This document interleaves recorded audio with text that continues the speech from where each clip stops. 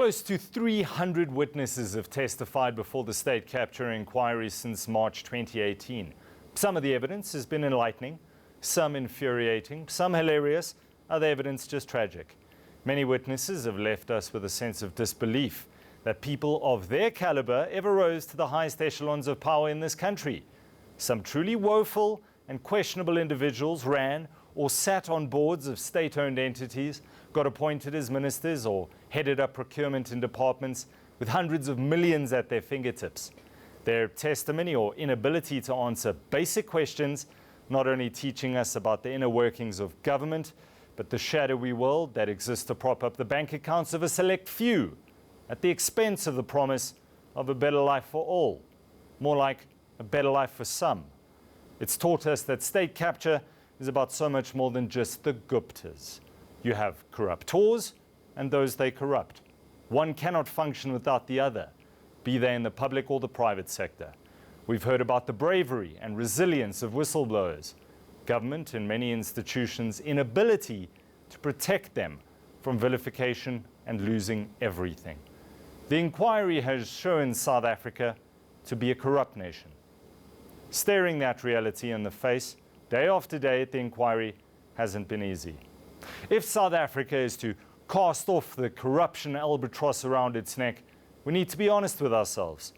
Speaking of honesty, or those sorely lacking in that virtue, over the next hour, let's take an in-depth dive back into some of the most startling testimony from the inquiry to date. First up, and in no particular order, let's start here.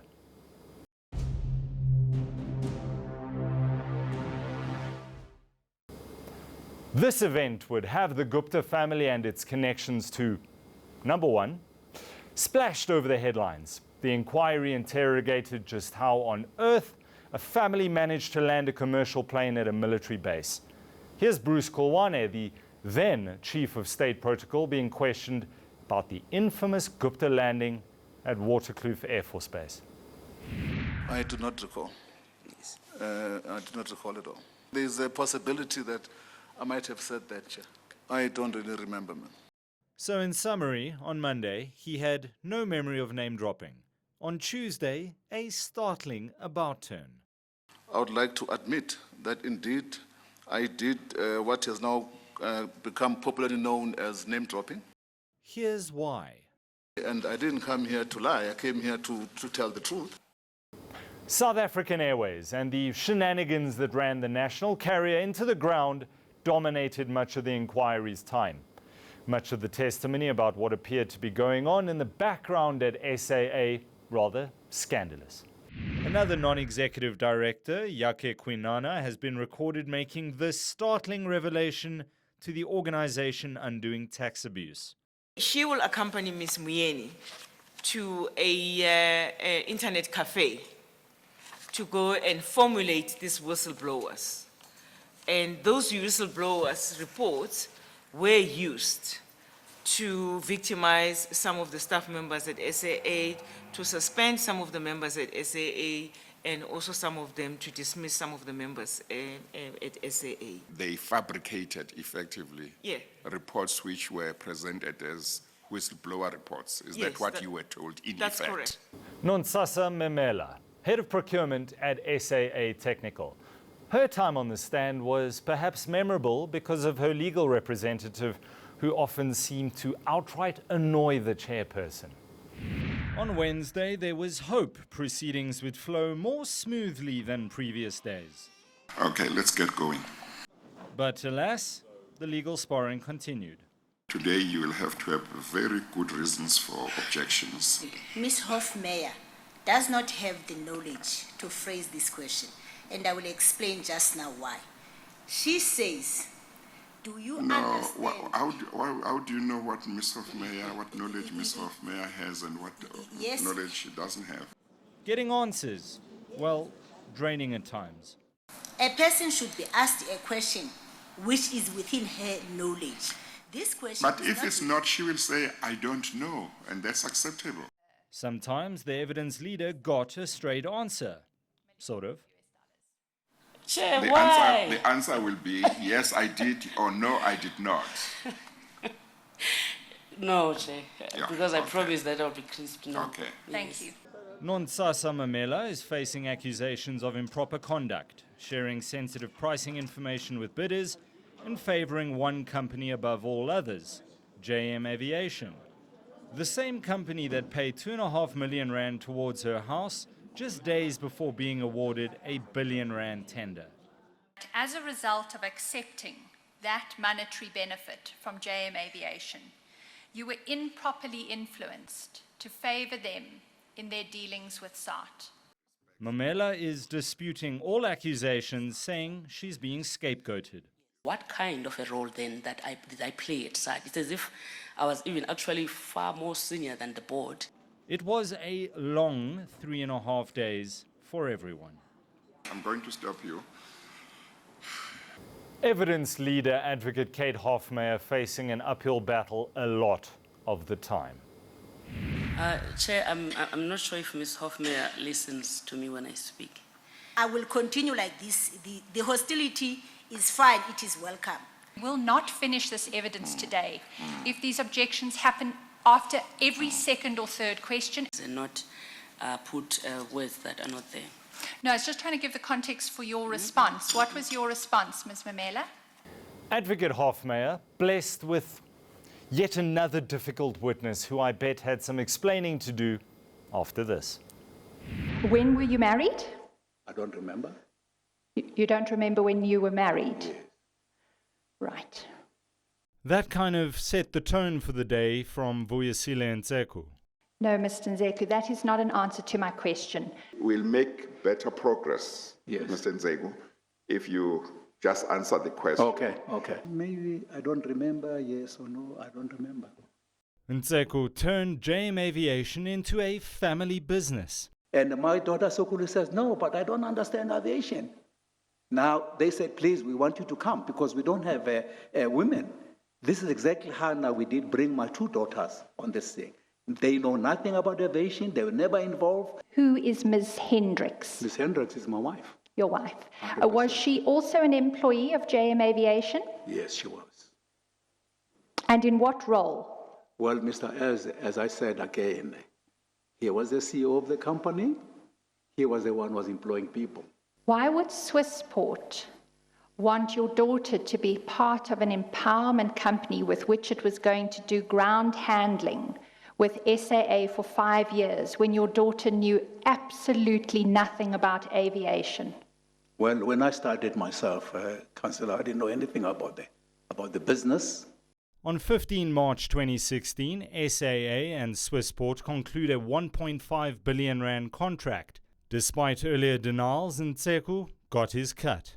You received as much as 2.5 million rand. So your evidence earlier was false. Do you accept that? It was not false. I think maybe I didn't remember. I'm sorry. And if Come that, on, Mr. Ntseko. Come Chair, on. is the Come truth. on. Come on. Ntseko once paid 2.5 million rand towards the purchase of a house for one Nontsatsa Mamela. She occupied a rather important position at the national carrier. did you ever come to learn that she was the head of procurement at SAA Technical? No. Never. Well, I just say that I didn't know that, but he's going to purchase a property. I didn't know that. But it's in the agreement that But you I can signed see- and you told yes. us you read. I can see here. I can see. It was an illuminating but frustrating day for all. You are going to say maybe this, maybe that. You know something. Tell me what you know.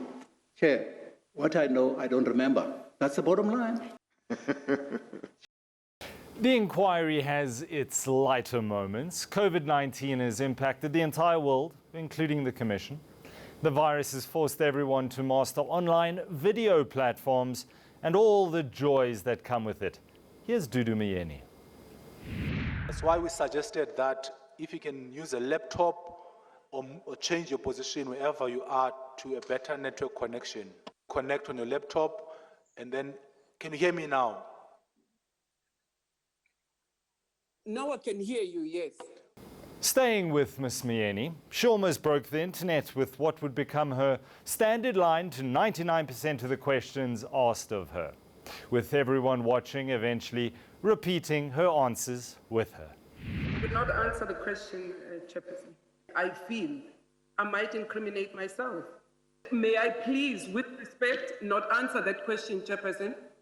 I don't want to answer that question, Chairperson, because I do not wish to incriminate myself.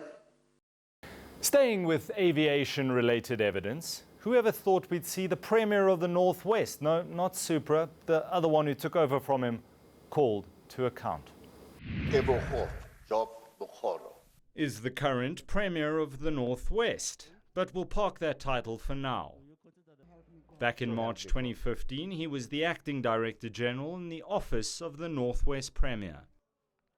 He approved a 50 million rand payment to SA Express to manage 2 provincial airports, but no proper procurement process was followed in relation to this airline invitation. There was no bid for proposals. There was no bid specification committee convened. There was no bid adjudication committee convened. Mogoro was the accounting officer. It was you who had to authorize that payment. Do you accept that? I don't, Chair, because there is a contradiction here. I mean, if I'm the accounting officer, why should I be expected to be the one who's overseeing procurement? It doesn't make sense. Now, to a man who needs no introduction, South Africa's very own organic intellectual. I'm very educated. I'm the main man. There was never any advertisement, internal or otherwise, for the position of COO at the SABC. Even if there was, Motsoeneng says it would have been a waste of time. I can tell you, in the SABC, no one was better than me, even if they advertise it. True to form, the self-proclaimed organic intellectual says those who believe him to be uneducated have no idea of his accomplishments. I lecture at the universities. I wonder how many people who are saying I'm uneducated. Even at the West Business School, I lecture, and my lectures about leadership, they have turned them as part of their syllabus. Who said I'm uneducated, Chairperson? Right, staying with the main man, the inquiry was treated to more pearls of wisdom from Mr. Motsoeneng. No one has ever listened to my story. Listen properly. Hlaudi Motsoeneng's second day at the state capture inquiry was almost all about a 2014 decision to stop giving airtime to anti-government service delivery protests. Showing violence, glamorizing violence, it is unlawful. He says he didn't explicitly ban anything. They just wouldn't show the full picture. When the journalist goes there, they can cover it, have the records, but not show those pictures because the actors don't glamorize violence. You will show, but responsibly so, Chairperson. The issue is you changing the mandate of the SABC to say to the SABC journalists, do not cover violent protests. That is the issue. I will submit, I follow the law.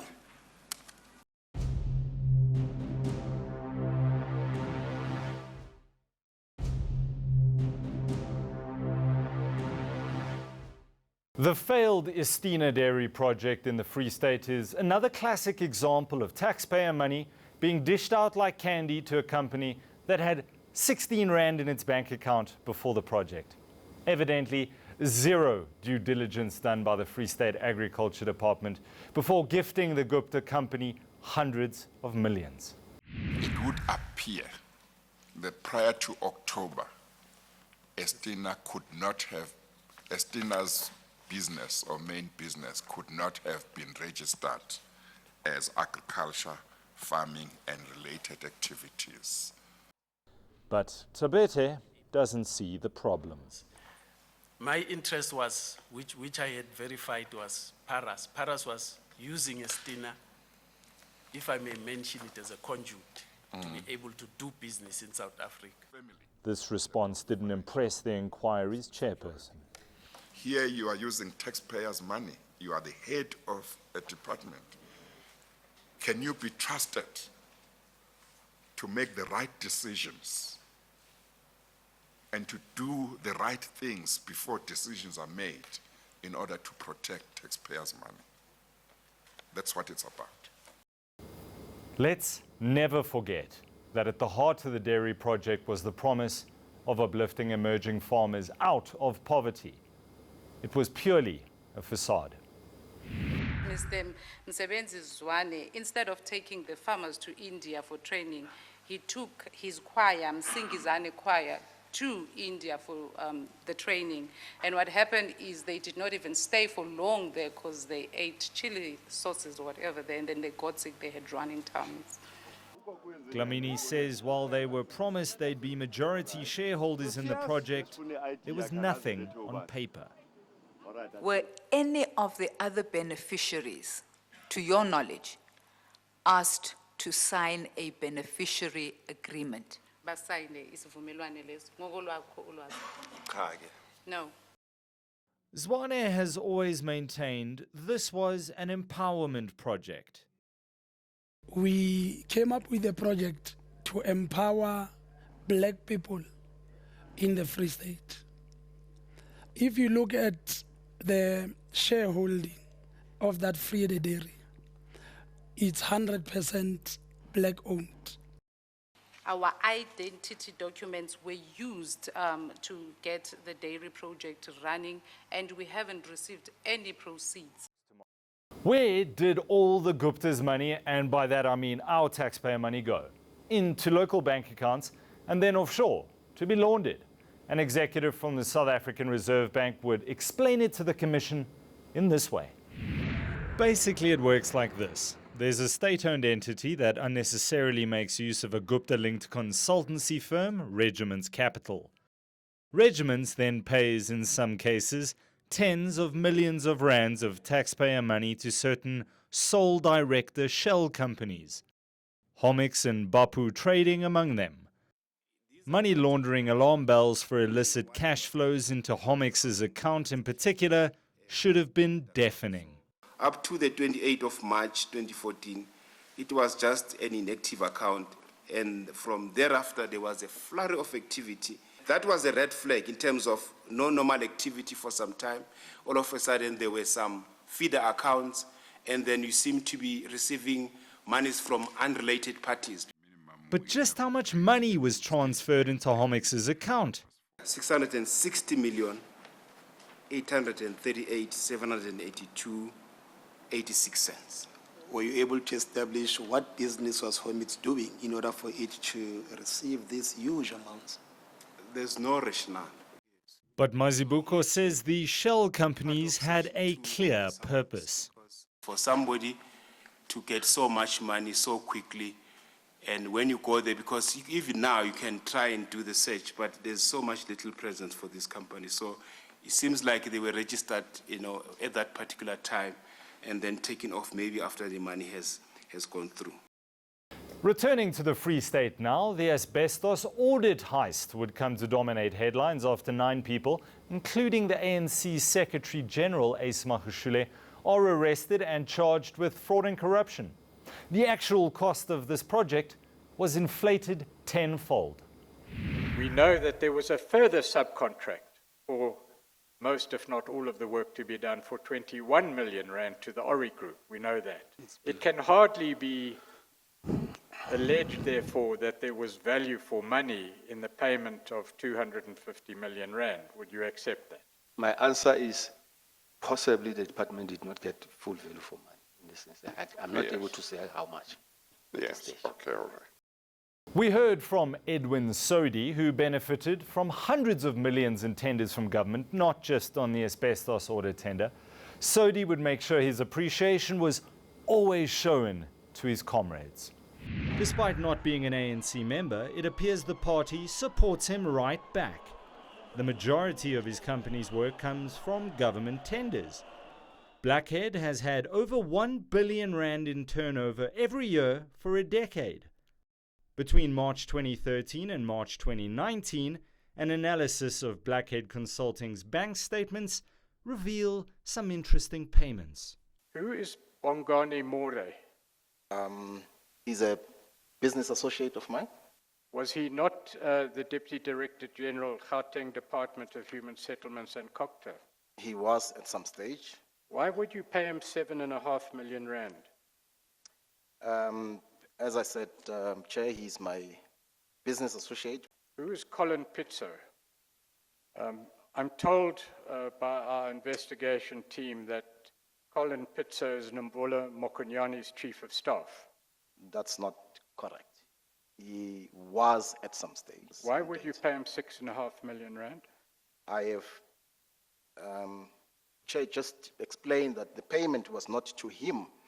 I used his name as a reference. The payment was to Kepi Construction. The payment reflected here as a payment to Diane stroke Anoj Singh. What would that be about? Chair, again, I've got absolutely no idea as I'm sitting here. Linda Nkobo? This is against a friend of mine. Also someone involved in the administration and Gauteng Housing and COCTA. Used to be. The payment of 371,553 rand to Paul Mashatile, what is that about? That's a payment that was made directly to the ANC. Pinky Kekana, who is she? She's someone that I consider a sister, that I'm close with. She's currently in government as of last year, I think, with the new administration. Yes, she's a deputy minister. She's a deputy minister, yeah. Mr. Nkesi?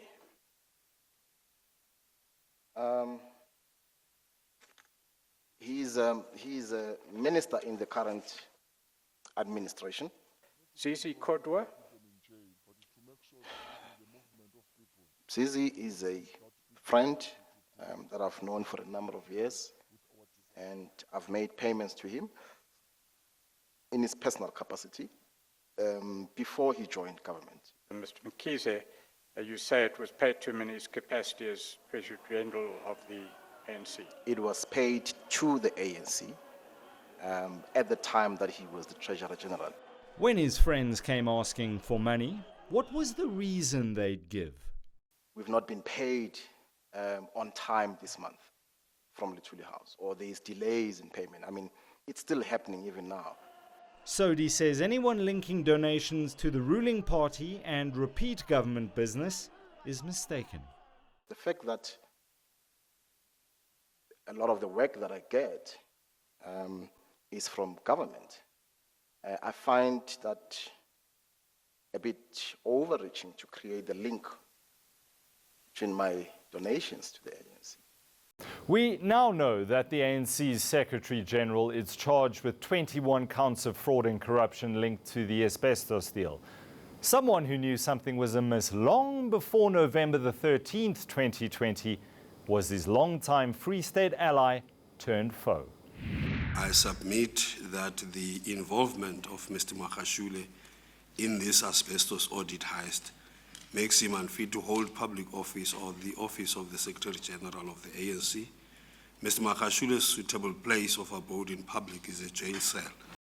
The inquiry would often hear about millions going to the ANC as donations from certain businessmen who'd received tenders. A person who facilitated these kinds of donations for his party is Johannesburg Mayor Jeff Makubo. Forensic investigators picked up a trend beyond the philanthropy.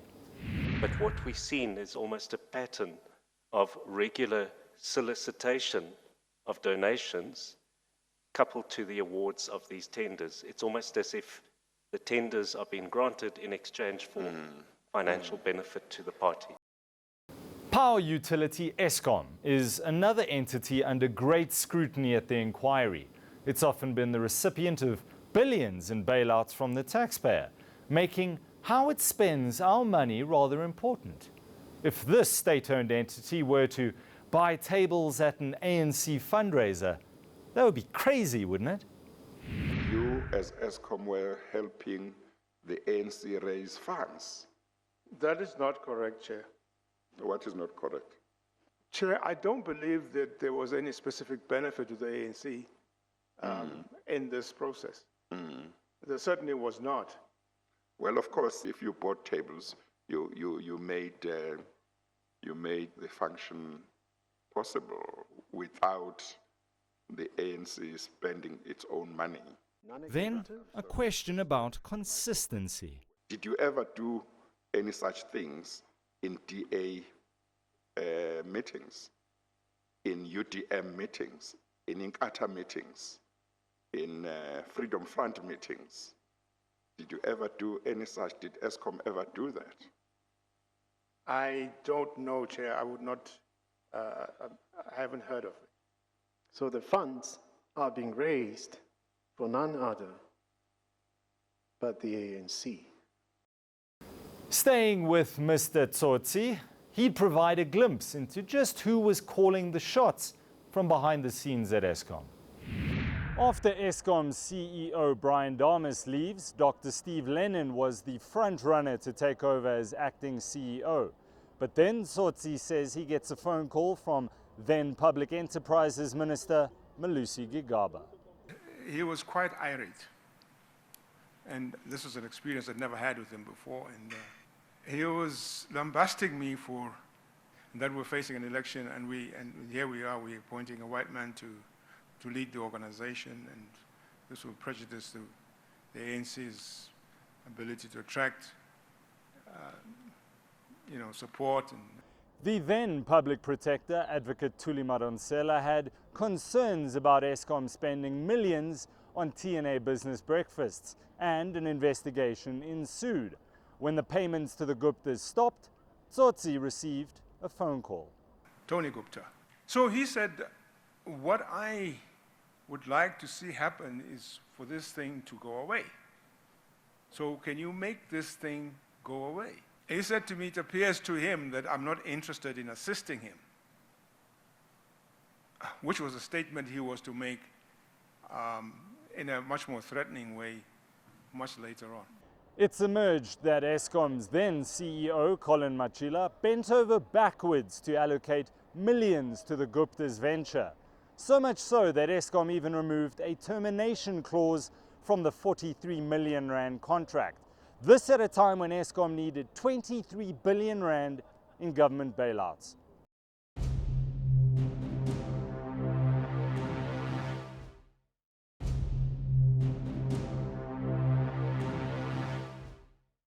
Some witnesses developed amnesia on the stand.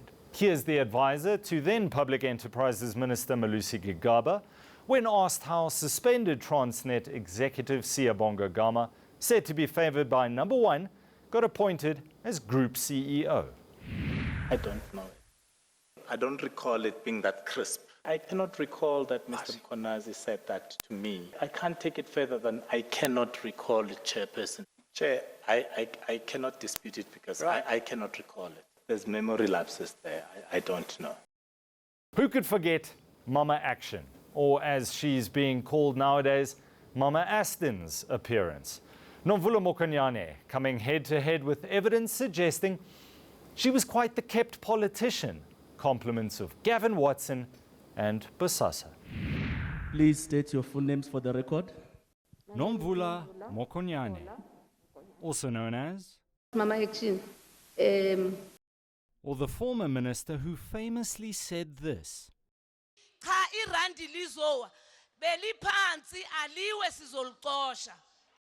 She made her reappearance at the inquiry. Truth be told. Still in dispute, the issue of her 40th birthday party and who paid for it. Let's just rewind to what she's said in the past. At that place, at Victoria Guest House, there was never your birthday paid for by Bosasa. No, there was never a birthday paid by Bosasa. Fast forward to this.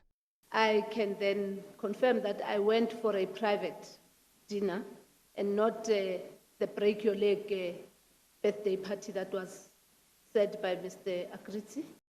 After the owner of the Victorian Guest House in Krugersdorp, Hendrik Kutsia, testified at the inquiry, things got very tricky for Mama Action. Mr. Kutsia says your 40th birthday was held there. You can't dispute that. You've just admitted it. I'm saying The 40th dinner was held at the Victoria, as opposed to what Mr. Akriti said. It was my 50th. You say this was a surprise dinner, and you don't know who paid for it, do you? No, I wouldn't know who paid for it because, as I've said, it is a surprise. Her affidavit says her husband must have paid. I always assumed that he had in fact done so. But that changed once again. We both knew that we didn't pay for the party because we knew that we didn't organize it. She claims it was organized by her friends because... And by the way, I have no personal relationship with Akriti. That's strange considering this. You say it was organized by Mr. Akriti. Yeah. And Bosasa paid. Definitely, yeah. What proposition did the chairperson put to her? You were caught out, and that's why you had to now say, now I remember. Agritsi testified that Mokonyane would get annual grocery hampers. I've never received anything as Mr. Akriti is stating, and as it is reflected on my affidavit, this has not happened. But another flip-flop was loading. As you sit there, you don't deny that there were such groceries, but you are saying they were not for your family. No, I don't deny, Chair, Yes, but they were yes. never meant for my family. And then another. This time on who did security upgrades at her private home. Agritsi says Bosasa did.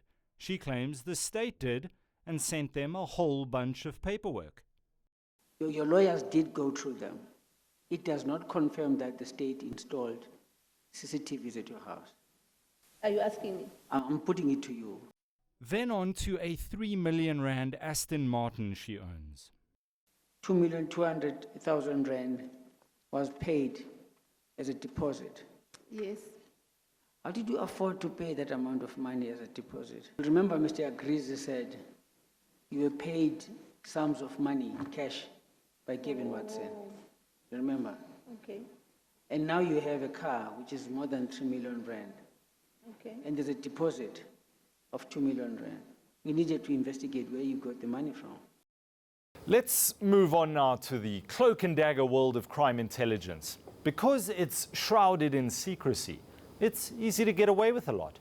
To hide your trail, you classify documents, keeping them out of reach of even the police themselves.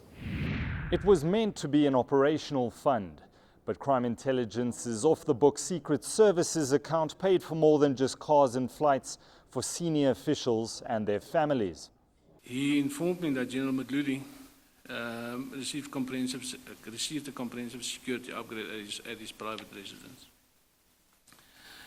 When I was able to retrieve some of those documentation from Crime Intelligence, which was handed to me, the value of that upgrade, it was valued at 190,735 rand. Our spooks like their cars a lot. Between 2009 and 2012, almost 70 million rand was spent on buying vehicles from just one dealership, Atlantis Motors in Centurion. The amount of transactions that took place, or the value of the transactions that took place, allowed Atlantis Motors to set aside funds, which was utilized then by members of Crime Intelligence for their own benefit and for the benefit of others. The inquiry's chairperson seems to share Rulof's frustration about the police's apparent lack of interest in assisting investigators. You could easily have somebody who is actually who fraudulently classified documents that should not have been classified and just may have classified them for illegal purposes. It would become clear that abusing the Crime Intelligence slush fund was a game the whole family could get involved in. On several occasions, he had to arrange for General Madluli and his wife, Mrs. Lyons, and 2 children to fly up to Johannesburg and back to Cape Town. And these visits were of private in nature, and they were paid for by the Secret Service account. The General Mgluli he's referring to there is former spy boss Richard Mgluli. Another very senior Crime Intelligence official, Solomon Lazarus, allegedly used a state safe house for a year at taxpayers' expense. That the premises were rented only for the period that General Lazarus and his family made use of it, and it was exclusively furnished from monies from the Secret Service account. Corruption is everywhere. It would be naive to think it hasn't infiltrated our own ranks as journalists. This witness from Crime Intelligence confirms they had journos on the payroll. Well, it wasn't me. Much of Colonel Naidu's evidence places the conduct of some journalists under a microscope. The witness, testifying for a second day, says he's sitting with Crime Intelligence members in late October 2011 when one of them questions whether they need to spin a story. But what does that mean? Using journalists either to plant information within the media that would be in favor of crime intelligence. I have knowledge of other incidents where journalists were either paid or were in touch with crime intelligence members. Naidu says that when one journalist threatened to run a negative story on crime intelligence, he or she allegedly had to be paid off. This journalist had information on crime intelligence that would have been detrimental had it been published. Yes. He needed, I think it was 20 or 25,000 rand. It was basically he had to pay this journalist off.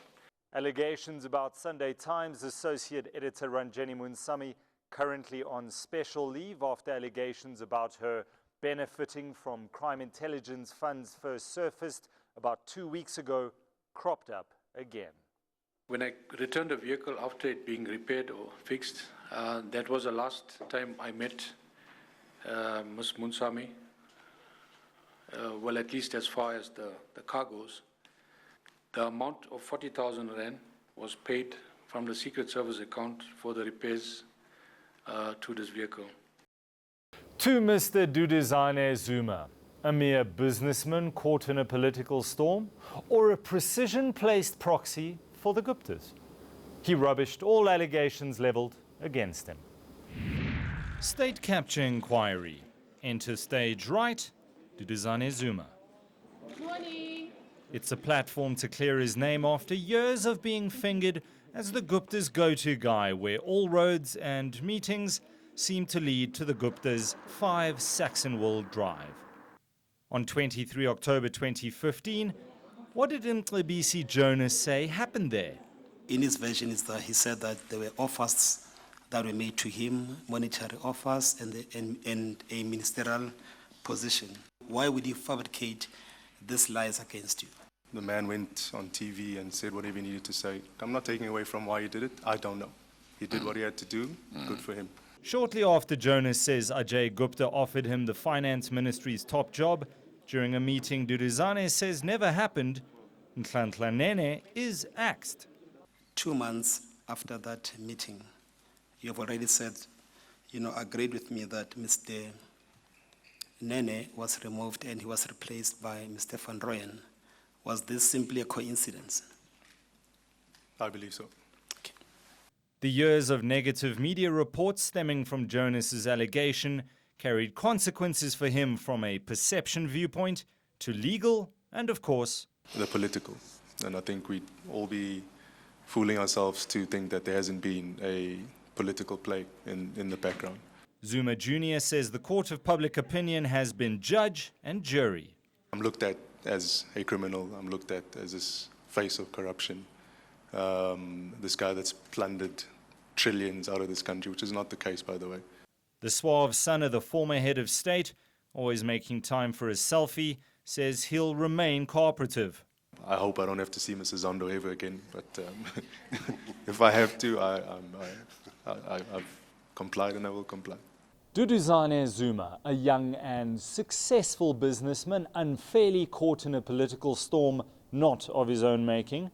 Or Duduzane, the fixer and peddler of influence for either his father or the Guptas as the family sought to loot the fiscus and the taxpayer? The inquiry chairperson will decide.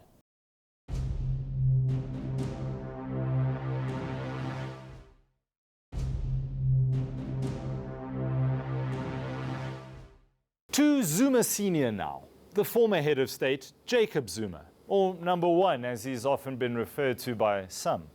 More than 30 witnesses have implicated him in some or other wrongdoing. I'm Jacob Gedlehlekisa Zuma. Do you have any objection to taking the prescribed oath? No. Finally, former President Jacob Zuma is putting up his version. So help me God. Thank you very much. You may be seated. Thank you. And we got a whole lot more than we bargained for. That I allowed these people to land in the national point in South Africa. No one has ever asked me, did you do so? Or is there any information to that effect? Was it never happened? Why people think that my relationship with them is not right when they had relationship with other people? Two other presidents have had relations with them. In fact, more stronger with Comrade Thabo Mbeki. And that this commission itself is the culmination of that conspiracy. Yes, I said so. Including the NEC meets to take that decision. Why? It must be out. It's part of the implementation of the plan by the intelligence organizations that Zuma must go. He was recruited when he was a student in Lesotho to be a spy. It's an exaggeration. It is meant to enhance this narrative against Zuma. What you're about to hear would be the very last time Zuma actually took to the stand to answer anything. Like the preceding 2 days, Jacob Zuma contradicted accusations against him.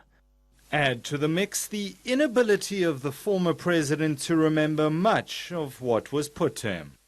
But I can't remember the details. Former Public Enterprises Minister Barbara Hogan testified Zuma improperly interfered in Siyabonga Gama's appointment to lead Transnet. It was just Gama, and that's it. The allegation is that the president interfered.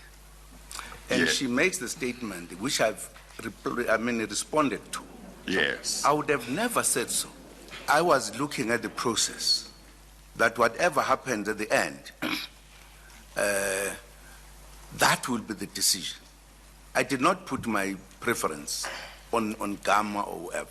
Hogan contends the ANC's deployment committee, which is tasked with cadre deployment to SOEs and senior government posts, values loyalty and factional proximity over competence. Not so, says Zuma. It does not impose them, whether you like it or not. It is a discussion that takes place. And then once that process has been done, there will have to be a government process as well, wherein people go through interviews.